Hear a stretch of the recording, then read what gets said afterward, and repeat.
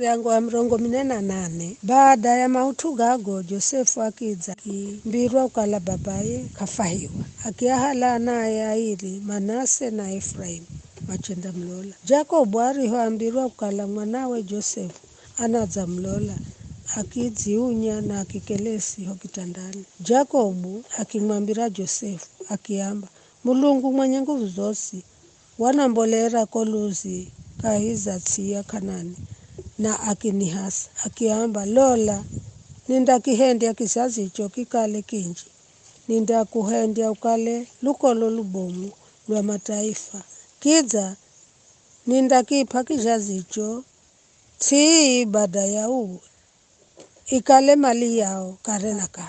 Bai anao aili Efraimu na Manase urijo ajala Misiri kabila mimi kudza kwako Misiri, mandakala anangu here Rubeni na Simoni. Kizazi icho undicho jala nyuma za kindakala chako kidza kindaifa na dzina ra ndugu zao kahi za urithi wao. Nami nirihombola Padani, Raheli akiniferera mongirani hehi na Yufrata kahi za tsiya Kanani. Vizho kavinihendya nikale na huzuni, nami nikimuzika kahi za ngira ya kwenda Efrata yani Bethlehemu. Jakobu akiaona na Josefu akiauza akiamba, ni ano Josefu akiuzigiza akiamba, ni anangu amba Mulungu wanipa kuku Misiri. Jakobu akiamba, na kuvoya warehe haha hehi ili ni ahasi. Jakobu were adzauya kaonato kwa utumia. Kwa vizho kadimire kwaona ana Josefu tototo. Bai akiareha kwakwe naye akiadzagamira na akiadonesa.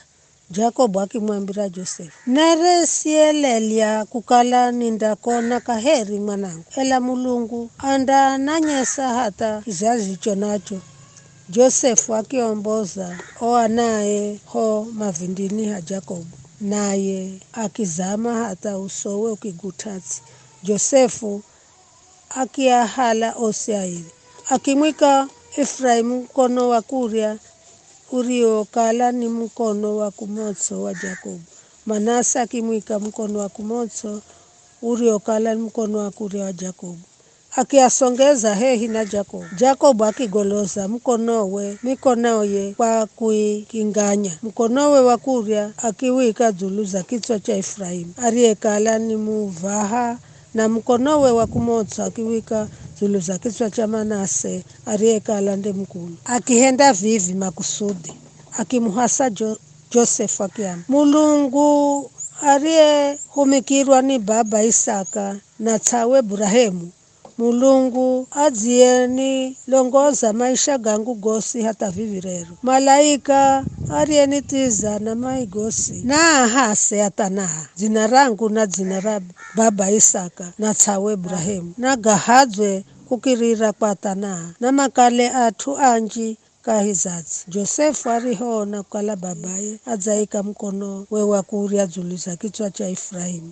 kavimfahire bule. Akiwanula mkono wa babaye awuse kichwani mwa Efraimu na awike dzulu za kichwa cha Manase. Josefu akimwambira babaye, vije sojo baba, kwani yuyu nde mkulu, ika mkono wa kuria dzulu za kichwa cha babaye. Akikahala akiamba, ninamanya mwanangu iye naye andakala taifa, iye naye andakala mtu mbomu, ela muvahawe andakala mbomu kuriko iye, na kizazi iche kindakala kholo nyinji za atu. Akienderera kwa hasa siku hiyo akiamba, kukirira kwenu Aisraeli manda hasa mambe, Mulungu na kuhendye zahere Efraimu na Manase.